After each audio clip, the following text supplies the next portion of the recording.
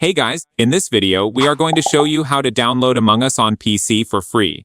If you want to play Among Us on your PC, you can easily do it by using BlueStacks, an Android emulator that lets you run mobile apps on your computer. The setup process is simple and only takes a few minutes. Follow these easy steps to download BlueStacks and install Among Us on your PC. First, open the preferred browser on your PC. Now, use the search bar to search for BlueStacks download. It will show you various websites. Here, visit the first website by clicking on it. You will find the download button. After choosing the file, hit the save button. It will take a few moments to download BlueStacks. Then, click on the Agree and Install button and it will start installing. Next, open the BlueStack application on your PC. After that, click on the home icon at the top. You will find the Google Play application in the System Apps. Now, click on it to open the app.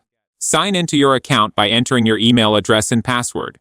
Following that, use the search bar to search for Among Us. After that, it will show you the Among Us app on your screen.